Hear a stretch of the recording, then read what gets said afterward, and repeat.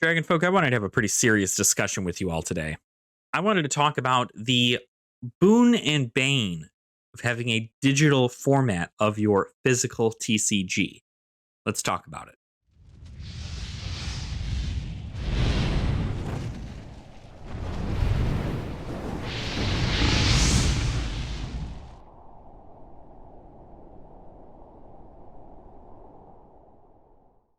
Welcome on in, Dragon folk. I hope you're all having a fantastic day. I know I am. My name is Ashen Wings, and you are here in the lair with me. So sit down, grab yourself a cup of tea. We are going to be talking about something that I think a lot of people have differing opinions on, but I think most of us can kind of come to an agreement of sorts, right? Today we're talking about digital formats of TCGs. I'm talking about things like Magic the Gathering Arena and even Talishar for Flesh and Blood. Heck, we can even look at Master Duel for Yu-Gi-Oh! There are things that are so amazing about digital formats. Now, the difference here is that Magic the Gathering Arena is supported by Wizards of the Coast, and they own that IP. They're the team behind working on that game. Talishar for Flesh and Blood is a fan-made thing for people to essentially play. It is not supported by LSS. LSS is not funding any of that as far as I know. So that is not something that is done by them. So regardless, you have a digital format, a way to play these games. And, in Talishar's sense, you don't have to pay a dime for any cards. You just upload a deck list and you're able to play. In Magic the Gathering Arena, you collect gold, and that gold can have you open packs. You can even buy packs with money if you wanted to buy like a digital version of those. We also have Magic the Gathering Online, which is another digital format for Magic the Gathering, although you are buying packs and cards on that site. So it's a little different because you're able to redeem those at some point and get the physical cards. So it's usually, more of an actual commitment to owning those cards. But regardless of the owning of the cards, I wanted to talk about some benefits and some not so great benefits of playing online digitally. Now, I'm a huge advocate for playing online. Let me be completely clear first and foremost. I am a huge advocate for playing online. I think Magic the Gathering Arena is super, super awesome. Regardless of the alchemy thing, you can literally avoid it. So it's not like you need to play alchemy. And Talishar is a fantastic way for people to play Flesh and Blood, especially since Flesh and Blood is still a very up and coming card game. And not a lot of LGS are supporting its gameplay and supporting some, events for it. So there's sometimes people don't have LGSs near them that allow them to play. So you have awesome things like Talishar or even Tabletop Simulator for both games, and even things like Master Duel, right? Master Duel is another thing for Yu-Gi-Oh! Same concept, right? It's a Konami owned thing, much like Magic the Gathering Arena and so on and so forth, that allow you to play your TCG online. Now, I think for the sheer sake of convenience and hopefully with a really good tutorial, even though I know there is not a tutorial for Talishar for Flesh and Blood, it's just purely convenient for you to be able to load up a deck, go against another player, and test out your games. Test out your stuff. Talishar does not have a ranking system, but there is a queue specifically for competitive Classic Constructed. So this is more so for people who are trying to go into callings, who are trying to go into pro quests, who are trying to go into battle hardens and kind of get a more clear-cut concept of what the meta is going to look like. And while there's still some people there who kind of troll around a little bit, it is very much so where people go to try and test if they don't have a team.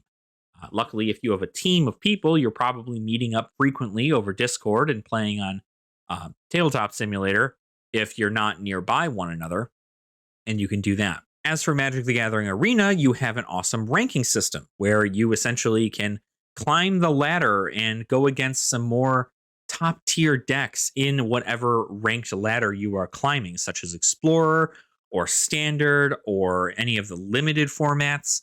It is really cool to at least see where you stand as far as the As far as your deck playing and your deck construction goes in things like that.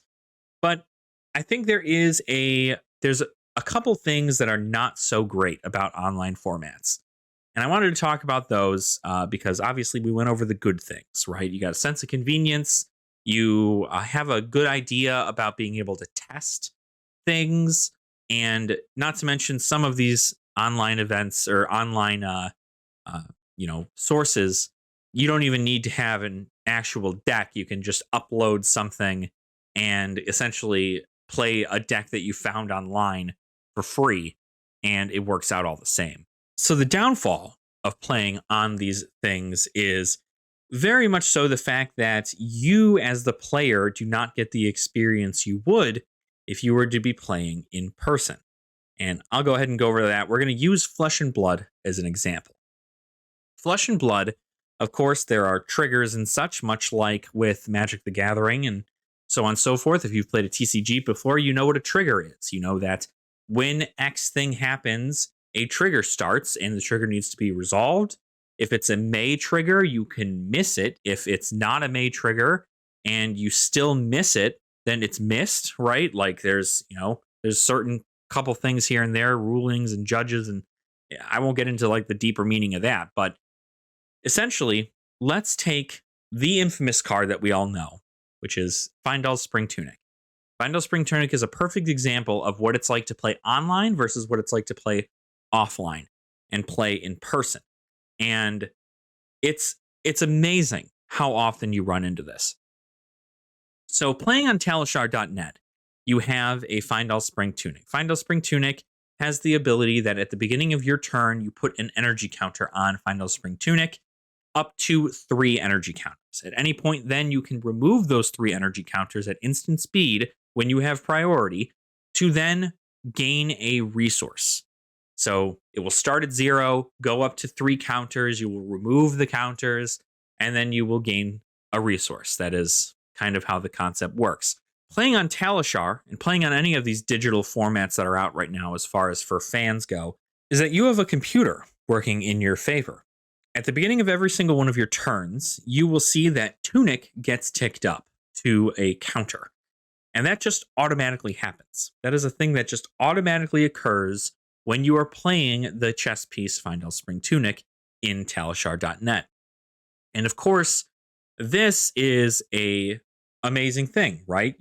One less thing you have to worry about. This thing puts the tokens on there for you.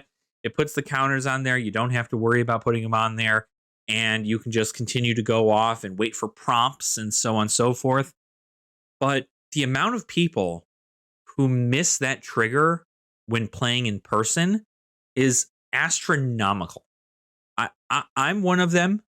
Pro players are one of them. There are several people in the top 8 of the calling who even missed Tunic triggers. It is very much so something that we all, as humans, make mistakes on. But you won't see that mistake on Talishar, which is why I believe that it is not a perfect way to do testing, because there's a lot of things that happen in person that you would normally not see on Talishar, simply because Talishar is programmed to do all of the passive triggers for you. So you can have a general idea about how playing on Talishar works and how to play the game, right? And I still think it's a fantastic way for you to start if you have no cards and you are simply looking to get into the game and learn how to play it. It is a fantastic resource for people to play for free and get an idea about how the game works, maybe finding out what hero they want to play or what format they want to do. Talishar is great. But then you have the other problem, which is, of course, Talishar is it's a program. And programs, and it happens to everybody, they often have bugs and errors that occur as well. So on top of it already doing all of your triggers for you, there are also things, small little things usually, that are a big problem that can change the entire thought process of testing. I give you an example on Cash In, right? Cash In is a card that allows you to, instead of paying its cost, you instead sacrifice a gold in order, or 4 copper or 2 silver or a gold or whatever, and you're able to essentially play it for free, which is really, really good because you want to get those 2 draws out of it. You draw 2 cards out of it, and it has go again. So it essentially starts you with a pretty early on hand if you have a gold token. The issue here is that, and we ran into this right before the ProQuest season, is that on Talishar, a lot of people were testing with this cash-in build and Crown of Dominion, which lets you start with a gold token. And when you went to go play cash-in, if you had a Frostbite, which is something that means that the next card you play costs an additional resource, the cash-in was played and then destroyed the gold token, but did not ever ask for a resource, which meant that you still were essentially able to bypass that Frostbite token for free simply because of the fact that you thought, oh, well, its cost is 0 as long as I have this token, so it'll be fine. The problem here is that the Frostbites are technically through, and this has been fixed since, for the record. The people over at Talishar on that dev team are really, really fast about fixing some stuff. So, shout out to them for doing that. But there are little things like that that hurt people's testing, because there are people who I'm sure went into ProQuest thinking, cool, a lot of people are going to be playing ice. I can use cash-in to bypass the ice and be able to draw 2 cards and get rid of the Frostbites for free. But the problem there was that you had to pay the Frostbite resources in order for you to play cash-in, to then play cash-in for free-ish, and then get the 2 cards. So with there being new cards added every 3 months, 4 months or something, right? This is definitely a way for things to just slip through the cracks. And what it does is it does not properly emulate a flesh and blood game of sorts, simply because there are no judges to call over for that specific situation. And when you're in person, you can't call a judge and say, well, I'm able to do it on Talishar, why can't I do it here? That's not how the game works, and that's not going to get you anywhere as far as the judge ruling in your favor. The game has a set of rules. The judges are trained professionals in being judges for this game. They go over the rule book, they tie the rules, they talk with other judges, they make determinations, and if you played a cash-in and you had a Frostbite, you had to pay the tax. If you didn't pay the tax and you were just like, oh, well, it happened on Talishar, so that's how it works, Talishar is not perfect. So you have an issue in that regard of, again, testing online being a problem as opposed to being a pure, easy, convenient solution. And then the third thing that I know that a lot of people are probably going to talk about that I personally think is a pretty big thing into playing Flesh and Blood, or really playing any of these TCGs in person, is that you don't have any kind of body language available. Body language is huge. We talk about body language all the time in our lives. And body language will tell you the emotions your opponent is going through, of course, unless they're like a professional poker player or something else of the sort. It is absolutely a big deal, more than you'll know, about the body language of a person when they're playing. If they draw their cards and they raise one of their eyebrows in confusion or maybe interest, you will know that. And you will then have an idea about what you're maybe getting into next. Maybe they look real mad or they look sad at the cards they drew. Now you're looking at okay, cool. Maybe they drew a really, really bad hand and I'm able to go off this turn. Maybe they smile really, really wide and they go, oh man, this is going to be nuts. They're audible in saying that they're happy. Normally, people can't hide that. Normally, people, when they see something that works out in their favor, they can't hide how happy they are into their hand. And so there are tells that people have, and that certainly is something you do not get when you play things like Talishar or Magic the Gathering Arena or anything of the sort, because it's just not the same. Now, again, you also have this concept as far as in-person play. there are other ways for people to play over the computer without having to use these programs, such as things like a webcam league or something, where you essentially point a webcam down at your desk. And there you're at least on mic with somebody, you're talking with them, you're explaining your moves, and people are able to come in and out and help judge certain situations. But for the most part, it's just you and your opponent. But you have audio cues that may come up. Maybe your opponent accidentally plays a card when they didn't need to, and you now have an idea about what cards in their hand. And there's several things that you can do that's at least like a small step into getting more in-person play. And while again, I advocate for playing however you wish, right? You have fun. That's what I want you. What's what I want out of all of you. Out of all of you, I want you to have fun playing whatever TCG it is that you're playing, whether it be Magic, Yu-Gi-Oh, Flesh and Blood, Pokemon, whatever it might be, right? Whether it be through digital or it be through paper. There's no sense in gatekeeping anybody from whatever the heck it is that's going on. I think my issue here is that there are some people who, they play online and they determine that that is the way the game is supposed to be played, and that a computer could never, a program could never be wrong, ever. And without running into this situation in person, which most of you won't, you are going to then assume that it was correct, that everything worked out the way it was supposed to. If one of your cards does a double trigger on Arena, you are just going to go, oh, cool, that's interesting. I wonder why that did that. Okay, cool. Well, if it triggers twice, then I know it triggers twice.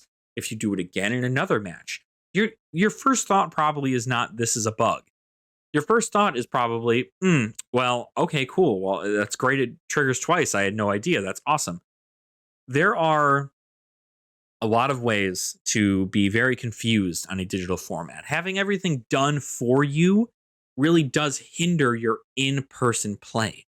And it is very unfortunate when you go to an armory or you go to a ProQuest or you go to a calling and you miss your tuna triggers because you're not even thinking about it. You just, you have known that your tunic triggers have always been automatic, but you're not thinking about it. And so you forget your tunic triggers. And then your opponent then has an advantage on you because maybe their tunic is already ticked up and they know to tick up their tunic. It's small little things that slip through the cracks that do not make you a better player.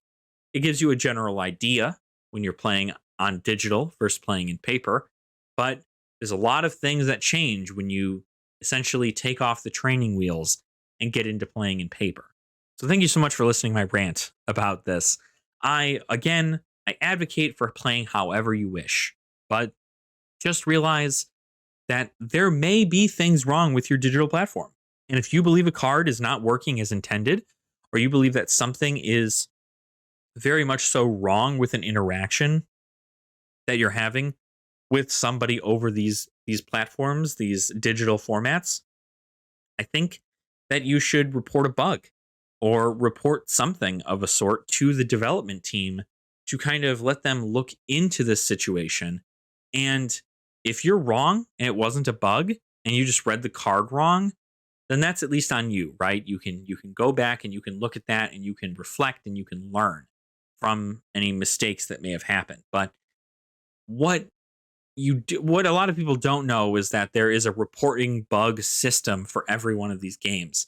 So it is very important to make sure that you report those bugs back to devs and that you make sure that everything is working as intended. It might not always, but if you're running at like a 98% efficiency, that's pretty good.